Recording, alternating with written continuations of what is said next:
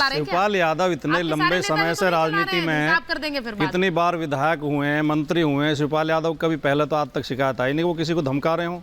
अच्छा, वो ऐसी हंसी मजाक में कह रहे हैं, कोई धमकाने की बात नहीं। नहीं तो उस सीट से तो फिर अगर जीत तय है या फिर आपको लग रहा है कि वोटर तो सब इतने परिवार वाले हैं, सब जानते हैं शिवपाल यादव का लहजा, तो फिर तो जरूरत भी नहीं है ये बोलने की, उन्हें पता ही है जीत सुनिश्चित है। नहीं, जीत तो बदायूं में सुनिश्चित है। बदायूं में कोई नहीं हरा सकता समाजवादी पार्टी को। हाँ तो वही तो कह रही हूँ, तो फिर तो इस सभा की भी जरूरत नहीं है, ये हिसाब किताब की बातें करने की क्या बात है? सभाएं सुचरिता जी, सभाएं केवल वोट मांगने के लिए थोड़ी होती हैं। चुनाव एक प्रशिक्षण का माध्यम भी होता है। मतदाताओं को संवैधानिक व्यवस्थाएं बताई जाती हैं, देश की नीतियां बताई जाती हैं, विदेश नीति बताई जाती है, सरकार की मौजूदा सरकार की कमियां बताई जाती हैं, जिससे नागरिक जागरूक हो, वो अपने अधिकारों के प्रति सचेत हों। तो भारत के संविधान के प्रति जागरूक। ये बोलकर के हिसाब किताब करेंगे फिर। नहीं, वो तो जागरूकता अभियान चुटकी के अंदाज में कह दिया, धमकाने के अंदाज में नहीं कहा। ये धमका, अच्छा ये धमकी है ही नहीं, आपने पूरी तरह से खारिज कर दिया। मैं बता रहा हूँ क्या है। शिवपाल यादव जैसा शानदार नेता धमकी दे ही नहीं सकता। धमकी मैं बताता हूँ क्या है। ये बढ़िया बात है। चुनावों के समय ये तस्वीर भी दिखनी चाहिए। शिवपाल यादव का सम्मान पार्टी में हो रहा है। अरे क्यों ना, से पहले होता है। हमारे छोटे छोटे कार्यकर्ता का भी सम्मान हमेशा चुनाव से पहले होती है। आप मानेंगे कि नहीं मानेंगे, वो सम्मान हो रहा है नहीं हो रहा है? सम्मान तो हम बीजेपी के नेताओं का भी करते हैं। हर नागरिक का सम्मान करना चाहिए, और शिवपाल यादव तो हमारे बड़े नेता, हम तो छोटे छोटे कार्यकर्ता का सम्मान। अच्छा, मैं इसी में, अच्छा बोलिए संजय मिश्रा जी। ये कहना चाह रहा हूँ, धमकी ये नहीं है। ये धमकी ये नहीं है।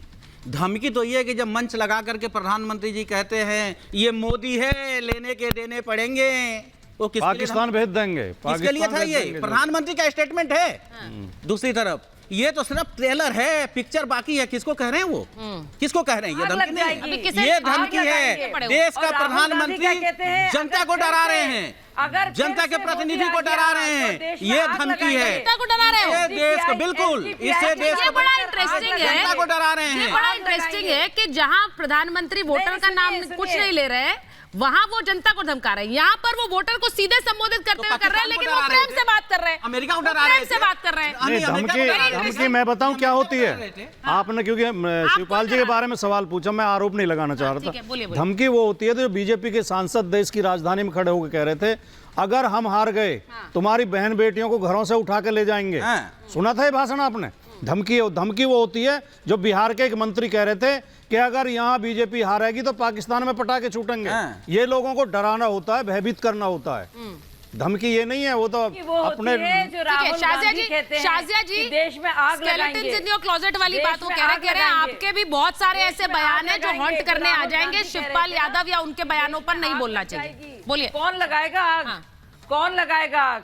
एसडीपीआई के कार्यकर्ता से मिलकर लगवाएंगे आग। कौन लगाएगा आग? अगर मोदी जी आ गए तो देश भर में आग लग जाएगी।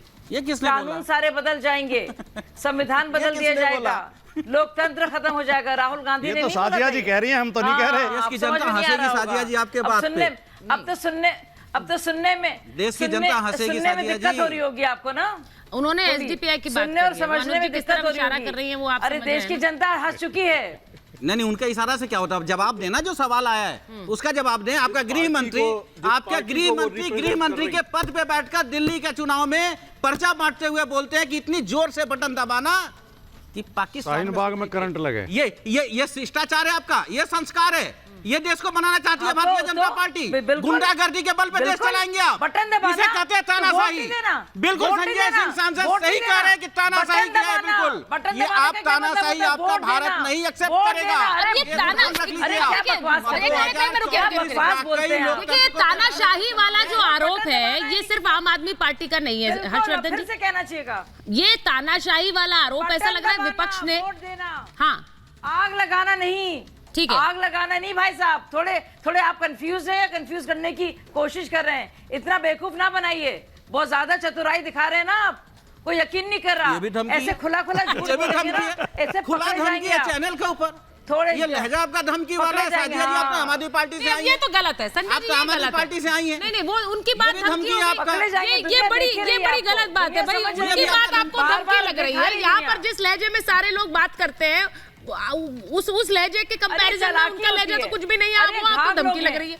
ये घाघ लोग हैं, ये घाघ लोग हैं। मैं हर्षवर्धन जी के पास जा रहा हूं। पुराने झूठे लोग हैं, ये ऐसी समझते ये हैं। हर्षवर्धन जी, ये जो हाँ, बार हमें बार सत्ता में विपक्ष ये का बैठी एक है। नैरेटिव है, मैंने आरोपों की आज बात इसीलिए की, एक नैरेटिव ये है कि लोकतंत्र खतरे में है। Narendra Modi one nation one election इसलिए ला रहे हैं क्योंकि वो आना चाहते हैं और वो सत्ता जब तक रहे वो सत्ता पर काबिज रहे, इसीलिए हम वन नेशन वन इलेक्शन हटा देंगे, हम नहीं आने देंगे।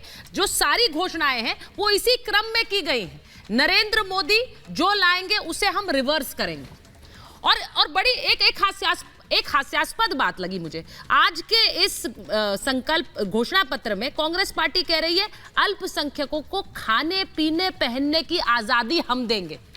खाने पीने पहनने की आजादी हम देंगे, इससे क्या संदेश जा रहा है हर्षवर्धन जी? देखिए सुचरिता जी, मुझे तो बड़ा आश्चर्य होता है जब मासूमियत के साथ कहते हैं कि शिवपाल जी धमकियों की खाते। मुझे तो हंसी ही आई। और कम से कम उत्तर प्रदेश में तो जानता है शिवपाल जी नेता बड़े बढ़िया हैं, बहुत निजी संबंध बहुत निभाते हैं, लेकिन धमकी वमकी वो कैसे दे सकते हैं ये हर कोई जानता है। और ये जो अंदाज था हिसाब किताब करेंगे, अब्बास अंसारी ने भी यही कहा था कि भैया से कह के आया हूं, किसी का ट्रांसफर नहीं होगा 6 महीने तक, पहले सबका अधिकारियों का भी हिसाब किताब होगा। लोकतंत्र में इस तरह की धमकी देना बहुत साफ साफ जनता को समझ में आता है। आप विरोधी को कहिए, आप कहिए कि हमारी सरकार आएगी तो हम जितना तुम्हारा काम होगा उसको देखेंगे, उस पर जांच बैठाएंगे, लेकिन आप जब जनता और कहें कि ये अधिकारी है, ये पुलिस वाला है, तो ये अच्छा नहीं होता। और जहां तक रही तानाशाही की बात, तो मुझे सचमुच ये बात समझ में नहीं आती। ये बार बार जब कहा जाता है तो इस देश में जैसे उदाहरण के लिए कुछ भी ना हो तो मनुस्मृति खोज के ले आओ, कुछ भी ना हो तो 25, 50, 100 साल पहले चले जाओ, उसके बाद लोग कहेंगे कि नेहरू जी को क्यों ला रहे हो बीच में, उसके बाद कोई कहेगा कि क्यों ऐसे स्टेटमेंट ला रहे हो कि लड़के हैं, लड़कियों से गलतियां हो जाती हैं, तो बड़ा विचित्र हो जाता। नेता लोग ये नहीं समझते हैं कि आज के समय में वो जो बोल रहे हैं सब कुछ ऑनलाइन चेक हो जाता है। तानाशाही है ये। अरविंद केजरीवाल की पार्टी में जब से पार्टी बनी है, संयोजक उनके अलावा कोई और नहीं बना। तानाशाही नरेंद्र मोदी कर रहे हैं। मुलायम सिंह यादव की पार्टी में उनके परिवार के अलावा कोई और नहीं बना। तानाशाही नरेंद्र मोदी कर रहे हैं।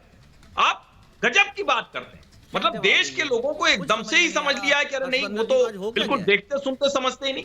और मैं फिर से कह रहा हूं, इस देश में लोकतंत्र बहुत मजबूत है। कितना लोकतंत्र मजबूत है कि आज मदरसे के बच्चों को फॉर्मल एजुकेशन में, यानी जो दूसरे यूपी बोर्ड के बच्चे होते हैं उनके साथ शामिल कर दिया जाता। सर्वोच्च न्यायालय ने खारिज कर दिया। अब मुझे तो लगता है कि मुसलमान बच्चों का भविष्य उससे बेहतर होता।